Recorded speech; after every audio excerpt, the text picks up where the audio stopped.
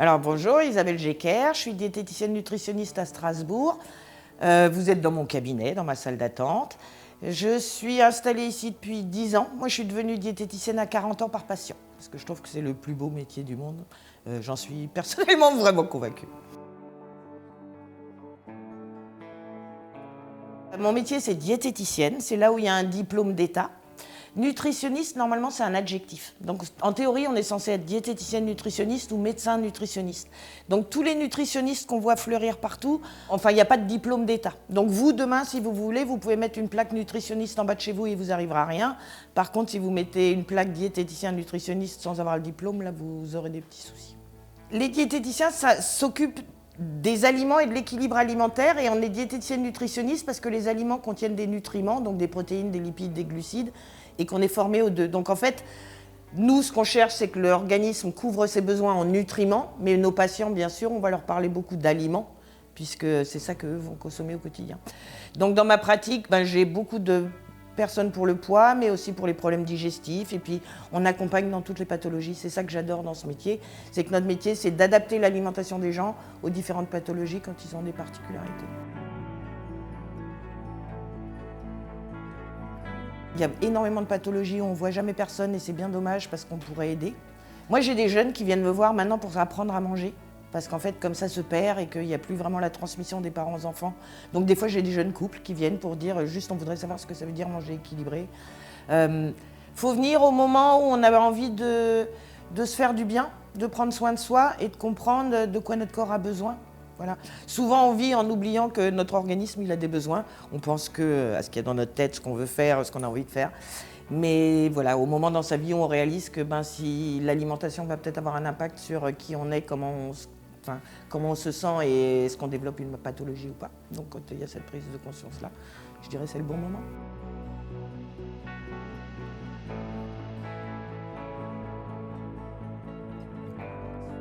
Ce qu'on sait avec certitude, c'est qu'une alimentation ultra transformée favorise les problèmes de dépression et d'anxiété, par exemple. On sait à l'inverse aussi qu'une alimentation équilibrée, si le corps a tout ce dont il a besoin, il fonctionnera bien. Il a beaucoup moins de raisons de développer des problèmes, si vous voulez. Et puis surtout, il y a ce qu'on sait depuis une quinzaine d'années maintenant, c'est qu'on a certes ce cerveau-là, mais qu'on a un deuxième cerveau au niveau des intestins. Et puis on a ce fameux microbiote intestinal qui est de l'autre côté de la barrière intestinale. Et on a compris maintenant qu'on avait une conversation entre notre microbiote, notre deuxième cerveau et notre premier cerveau. C'est ce qu'on appelle l'axe intestin-cerveau.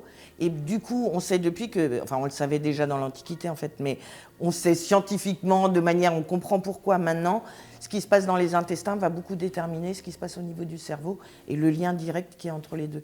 Donc bien sûr que l'alimentation va influencer beaucoup dans les pathologies mentales. Toute personne qui a tendance à être anxieuse, stressée, nerveuse, aurait intérêt à manger équilibré, ça calme. J'en ai fait l'expérience personnelle. Donc, j'ai eu 20 ans, j'ai mal mangé, je me suis mise à manger équilibré et j'ai bien vu l'impact positif sur la nervosité, l'humeur, l'anxiété. Donc c'est absolument réel. Et oui, on peut faire beaucoup sur comment on se sent et l'humeur qu'on a et l'énergie qu'on a via l'alimentation.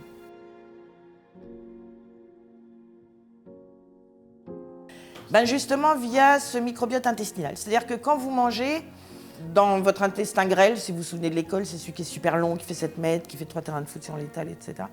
Là, votre corps, il va prendre tous les fameux nutriments du mot nutritionniste, donc tout ce qui est protéines, lipides, glucides, vitamines, minéraux, votre corps va l'absorber là. Et puisque ce dont lui n'a pas besoin, ça va atterrir dans le côlon, qui est le gros intestin, et là est logé votre microbiote intestinal. Et lui, il va manger vos restes, en fait. Et la composition de ce microbiote intestinal va déterminer notre état de santé. C'est-à-dire qu'on fait maintenant un lien très clair entre dysbio, c'est-à-dire déséquilibre du microbiote, et dépression. C'est-à-dire que quelqu'un qui est en dépression, si on regarde son microbiote, il est déséquilibré.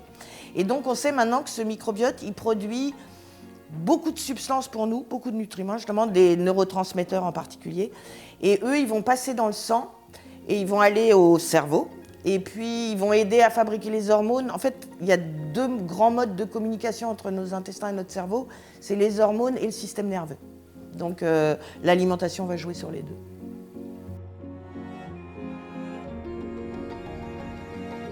En diététique, il n'y a pas d'aliment miracle. C'est toujours ça. Enfin, tout le monde aimerait bien le truc qu'on mange et à partir de là, ça règle tous les problèmes. Ça ne marche pas comme ça.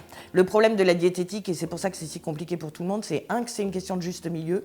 Donc c'est jamais tout ça ou tout ça, c'est toujours un juste milieu. Et puis, il n'y a jamais d'aliment miracle. En fait, ce qui fonctionne très bien, c'est de manger équilibré. Là, oui, ça va avoir un impact très important, mais jamais un aliment tout seul va avoir d'effets spectaculaires.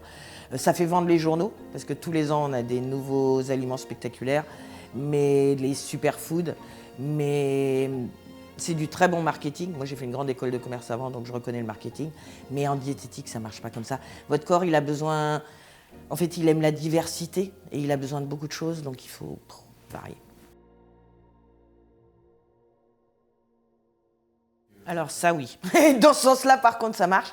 L'industrie agroalimentaire, il faut reconnaître, a inventé des tas de substances qui ne font pas partie naturellement de notre alimentation. Donc dès que vous mangez des produits ultra transformés, je ne sais pas si vous avez déjà regardé la liste d'ingrédients d'un produit transformé, mais il y a la moitié des mots qu'on ne comprend pas. Moi, en tant que diète, je les comprends encore à peu près, et encore. Hein, dès qu'on est dans les si je n'ai pas la liste, je ne saurais pas vous dire ce que c'est. Donc, on n'est pas censé manger des choses qu'on ne comprend pas. Enfin, pour moi, le bon sens, il est là. Donc, les aliments, on sait ce que c'est, on sait ce qu'ils contiennent. Par contre, tout ce qu'a inventé l'industrie agroalimentaire, on ne sait pas trop. Et c'est évident que notre corps et notre cerveau ne sont pas faits, et notre microbiote non plus. Enfin, personne n'est fait pour tous ces additifs chimiques et toutes ces nouvelles façons de procéder. Enfin, ils ont inventé l'émulsification, l'homogénéisation, et tout ça, on sait maintenant que notre microbiote, il réagit très mal. Donc oui, mal manger va influencer négativement votre humeur, ça c'est une certitude. En fait, le corps adore la routine. Donc c'est pas dramatique si on est jeune et qu'on a un rythme de vie déséquilibré. L'important c'est de couvrir les besoins. Mais il n'en demeure pas moins que oui, bien sûr, l'organisme adore la routine. Quand il y a une routine, il s'y prépare. Donc il se prépare, quand il connaît vos heures de repas, il se prépare à digérer un peu avant. Quand il connaît à peu près votre heure de coucher, il va se préparer à aller se coucher. Donc la routine, c'est quelque chose que le corps adore. Et plus on est routinier, plus ça fonctionne à merveille, c'est sûr.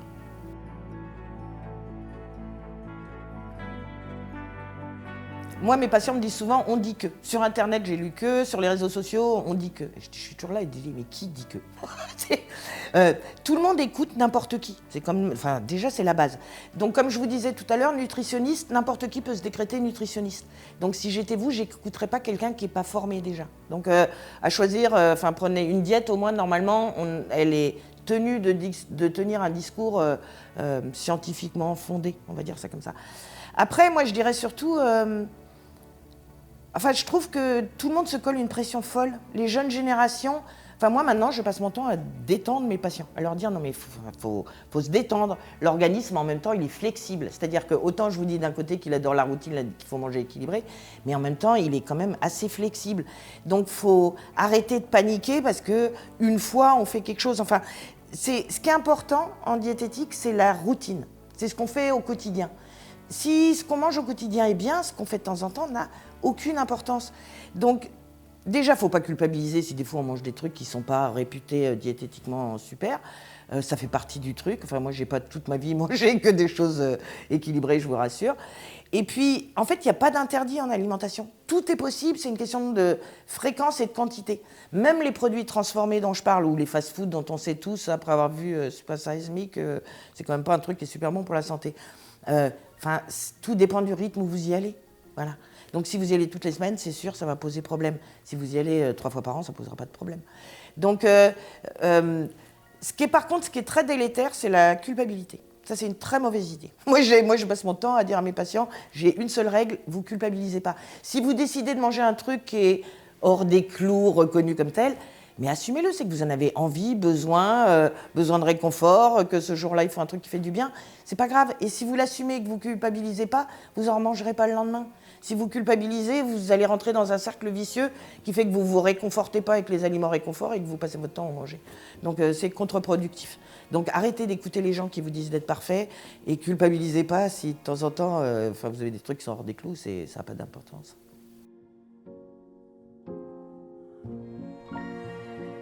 Si on voit que manger devient un stress, une angoisse, qu'on commence à s'inquiéter et justement à culpabiliser dès qu'on mange certaines choses, c'est-à-dire qu'on a l'élan de manger des choses puis qu'on s'aperçoit qu'on culpabilise, qu'on n'est pas bien, là il y a un problème.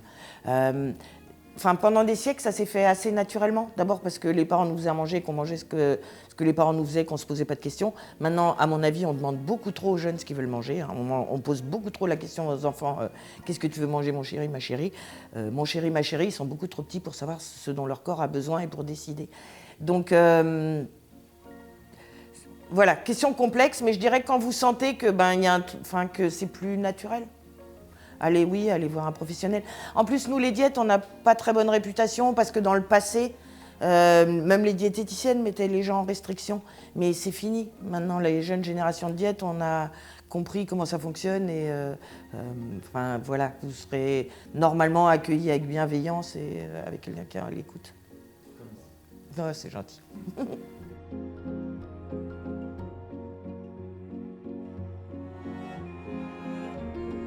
Ça aussi, c'est une question super compliquée. Moi, je dirais, les amis, il faut juste signaliser qu'on est là. Il faut signaler qu'on a repéré qu'il y avait un problème et qu'on est là. Il ne faut pas trop forcer parce que, de toute façon, c'est un problème très complexe qui va au-delà, même pour le professionnel, c'est complexe. Donc, on ne peut que l'encourager, dire qu'on a vu qu'il y a un souci, que ce n'est pas grave, qu'on est là, que si la personne veut en parler, on est là. Et puis que peut-être, s'il y a un souci, ce serait peut-être une bonne idée d'aller voir un professionnel. Mais il ne faut pas coller trop la pression, c'est contre-productif. Par contre, l'amitié, c'est ça, c'est être là dans les moments difficiles, donc dire qu'on est là. D'abord, si vous mangez mal, vous allez finir par prendre du poids. Donc en général, l'image de soi... Alors on peut être magnifique en ayant du poids, hein. Moi, je ne suis pas j'ai pas le culte de la minceur. Moi, j'ai le culte de la santé, c'est pas tout à fait pareil. Mais je vois bien chez mes patients. Des kilos en trop et souvent l'image de soi est quand même perturbée. Donc l'alimentation va faire ça, c'est-à-dire que ce que vous mangez va déterminer votre silhouette. Il n'y a pas de secret, hein. Moi, mes patients qui rentrent, qui ont 50 ans et qui sont en poids normal, je sais qu'ils mangent bien, je sais qu'ils mangent des légumes. Il y a des données comme ça où c'est évident que ça va déterminer le truc.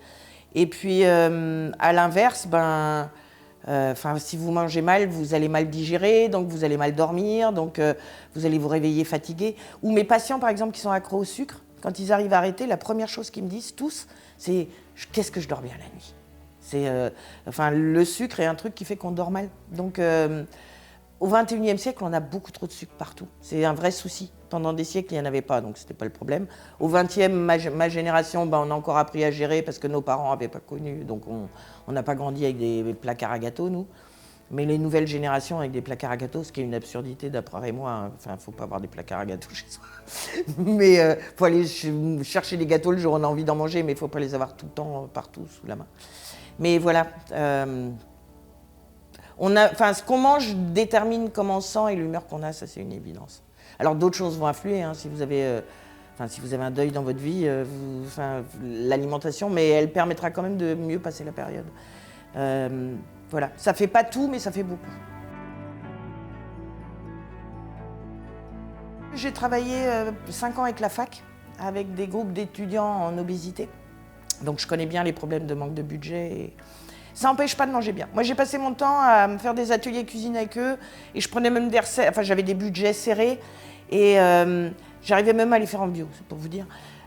Si vous avez du temps, en plus, vous arrivez même à manger bio en allant acheter dans des endroits différents. C'est ce que je me donnais le mal de faire pour montrer qu'on pouvait même avoir une très bonne qualité avec peu de sous, pour peu qu'on jongle sur plusieurs magasins.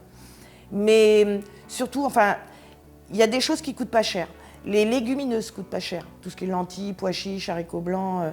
En conserve, ça marche très bien. C'est une source de protéines et un féculent. Donc moi, je conseille d'y penser davantage. Alors, mes jeunes me disent souvent, j'aime pas les légumineuses. Je leur dis, ah bon, vous aimez pas le houmous? Ah si, j'adore le houmous. Vous aimez pas les falafels? Ah si, j'adore les falafels. Vous aimez pas les galettes de pois chiches? Ah si, les galettes, c'est bon. Donc, vous les aimez pas en boîte, en naturel, transformez-les. Mais les légumineuses, c'est pas cher. C'est un très bon aliment, le microbiote adore ça, ça va couvrir vos protéines, c'est vraiment très bien. Les boîtes de sardines, les boîtes de maquereaux, plus personne n'en mange, mais ça coûte pas cher, ça amène des protéines, de l'iode, des oméga 3. C'est un aliment santé par excellence. on n'est pas obligé de manger de la viande. Ce qu'il faut, c'est couvrir, par exemple, ses protéines. Donc, faut prendre des alternatives. Les œufs, c'est pas cher. On a traversé les siècles en mangeant des œufs. Donc, franchement, entre les légumineuses, les poissons gras, en tout cas en conserve, et les œufs, déjà, on a 3 sources de protéines qui sont vraiment pas chères. Donc, après, ça permet de manger de la volaille ou de la viande de temps en temps, quand on a l'occasion, quand on va chez les parents, quand on est invité, enfin voilà. Mais par contre, c'est important de manger tous les jours des aliments qui contiennent des protéines. Sinon, là aussi, ça va agir sur votre santé mentale. Un manque de protéines, d'abord, peut poser des problèmes d'anorexie. À force de ne pas manger de protéines, on risque de ne plus pouvoir manger du tout. Mais ça pose aussi plein de problèmes, par exemple l'endormissement. Enfin, pour dormir, il faut du tryptophane. Votre cerveau doit produire des neurotransmetteurs. Il a besoin du matériau qu'il va trouver dans l'alimentation pour fabriquer ces neurotransmetteurs. Ce n'est pas un hasard si tout le monde dort mal en ce moment. Plus personne ne couvre ses protéines, donc plus personne n'arrive à fabriquer les neurotransmetteurs pour dormir correctement.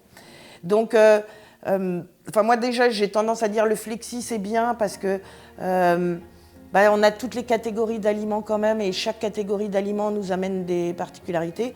Et si vous êtes végétarien ou vegan, il faut quand même vous pencher sur votre alimentation parce que là, c'est moins facile. Donc, il va falloir aller chercher ailleurs ce qui manque. Et végé, ça va encore. Vegan, faut vraiment aller consulter un professionnel, moi je conseille. Sinon, vous ne couvrez pas vos besoins. L'énergie, ce qui booste vraiment, c'est les glucides. Notre carburant à nous, c'est la famille des glucides. Donc c'est plutôt les pâtes, le pain, les pommes de terre qui donnent la pêche en fait.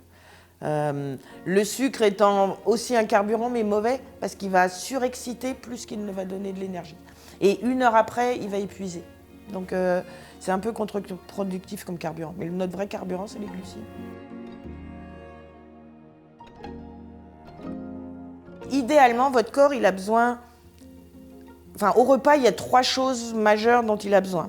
Moi, je reviens aux fondamentaux. Une source de protéines, donc la viande, la volaille, le poisson, les œufs, les légumes secs, le séitan, le tofu si vous êtes végé. Un carburant, donc un glucide. Alors ça, tous les régimes ont dit qu'il ne fallait pas en manger, mais c'est une grave erreur. Ça fera que ralentir votre métabolisme, c'est contre-productif. Donc si vous lisez sur les réseaux sociaux des gens qui vous vendent encore viande grillée, légumes et pas de féculents, oubliez. Hein. On a besoin de féculents, c'est notre carburant. La voiture, elle roule, il faut mettre de l'essence. C'est pas plus compliqué que ça. Et on a besoin de légumes, absolument. Et c'est là que ça pêche souvent, parce que c'est les légumes qui vont nourrir votre microbiote intestinal. On a toujours dit vitamines, minéraux, fibres. Mais en fait, c'est surtout ces fibres, elles vont nourrir votre microbiote intestinal. Et votre microbiote intestinal, s'il n'a pas à manger, d'abord, c'est vivant. Hein, donc si vous... En fait, moi, j'arrête pas de dire, on ne mange pas que pour soi. Mais ça, c'est quelque chose qui est très compliqué à concevoir. Mais quand on mange pour son organisme, mais on mange aussi pour son microbiote. Et comme il y a l'axe intestin-cerveau et que le microbiote est fondamental dans notre équilibre mental, il faut le nourrir. Donc, un légume à chaque repas et de nouveau plus de cru, parce que les jeunes générations ne mangent plus assez de cru. Vous êtes devenus feignants de la mâche. Donc, nous, on vous appelle les générations molles entre nous, je vous le dis. Parce que plus personne ne mâche. Voilà, tout le monde mange des toasts, arrive plus à manger un vrai pain, arrive plus à croquer dans un légume, ils sont toujours cuits. Enfin, remanger des crudités. Hein. Oui, les fast-food, c'est ça. Ah ben, les industriels ont très bien compris que plus c'était mou et plus c'était insipide, plus vous allez pouvoir en manger des tonnes sans vous arrêter. Dès que vous allez remanger du cru, bien sûr, vous mangerez moins. Alors, pour tous ceux qui ont des problèmes de poids, franchement, manger des crudités, il n'y a pas mieux. Le chocolat est un réel antidépresseur. C'est un antidépresseur naturel. Il se fixe sur les mêmes récepteurs que le cannabis, pour tout vous dire. Donc, c'est un antidépresseur naturel. Ceci dit, c'est pas pour ça que tout le monde le consomme. Enfin, certains, oui. Mais sur 10 patients à moi qui sont grands consommateurs de chocolat, si je leur fais faire une cure de magnésium, il y en a 8 sur 10 qui n'ont plus envie de chocolat. Il en reste 2. Donc je dirais qu'il y a 2 personnes sur 10 qui vont peut-être aller chercher le côté antidépresseur du chocolat. La grande majorité est accro au chocolat parce qu'elle manque de magnésium. Donc faites des cures de magnésium. Vous aurez moins besoin de manger du chocolat. Et vous pourrez le manger que pour le plaisir et pas par besoin. Je vous le disais tout à l'heure, par définition, mode de caractère, je trouve qu'il n'y a pas d'interdit. Si, non, c'est faux. J'en ai un, le Coca Zéro. Le Coca Zéro. C'est une drogue, ce truc. Et mes patients qui essayent d'arrêter, Alors je vais avoir un procès de coca, mais j'assume. Le coca zéro, c'est une drogue, et si vous en buvez, essayez donc d'arrêter. Vous allez voir, vous avez des comportements de toxicomane. C'est beaucoup plus facile d'arrêter le vrai coca que d'arrêter le coca zéro. Moi, j'ai vu des patients avoir des vrais comportements de toxicomane et ne pas réussir à s'arrêter. C'est une drogue, ce truc. Donc si je devais en interdire un, ça serait ça. Et si je devais en interdire un deuxième, ça serait sans doute les carambars, parce que ça me tue qu'on donne aux enfants du sirop de glucose avec de l'huile de copra hydrogénée, qui est un truc qui bouche les artères, alors que normalement un carambar, c'est du beurre et du sucre. Donc le temps qu'on ne refera pas des carambars qui sont à base de beurre et de sucre, même si c'est pas idéal d'en manger beaucoup, mais enfin sirop de glucose et huile de copra hydrogénée pour les gamins, je trouve que c'est une absurdité. En plus, les dentistes n'aiment pas. Mais bon, enfin, le bonbon pour les enfants, moi, je fais partie de ces diètes où toutes les générations d'enfants ont mangé des bonbons. Ce qu'il y a, c'est qu'on en mangeait beaucoup moins et beaucoup plus rarement. Donc, ça donne des caries, ça, c'est vrai. Mais en soi, enfin, voilà, un peu de caramel ne faisait pas de mal. Ce qui fait du mal, c'est quand on remplace des vrais aliments, le beurre et le sucre, par des trucs hallucinants comme de l'huile de copra hydrogénée et du sirop de glucose. Alors, quelque chose à base de poisson, c'est sûr, parce que dans le poisson, enfin, ou crevettes ou coquillages, il aime beaucoup les moules frites, votre cerveau. Parce qu'en fait, les oméga 3 sont contenus dans tout ce qui vient de la mer. Et les oméga 3 des produits de la mer, c'est des oméga 3 à chaîne longue que votre cerveau utilise. C'est un type de gras, mais qui permet à votre cerveau de bien fonctionner et de moins vieillir. Moi, je dis toujours, la moitié de ma famille est bretonne et alsacienne. Franchement, du côté breton, enfin, les anciennes du village, elles ont une mémoire. C'est un truc de fou. Et justement parce qu'elles mangent beaucoup de poissons. Et je dirais, le cerveau, clairement, il a besoin d'oméga 3, donc des produits de la mer. Poissons, crustacés, coquillages. Et puis, vous lui donnez... alors, ça contiendra aussi des protéines, hein, donc il sera content aussi. Mais voilà, je dirais, pour le cerveau, les oméga 3 à chaîne longue.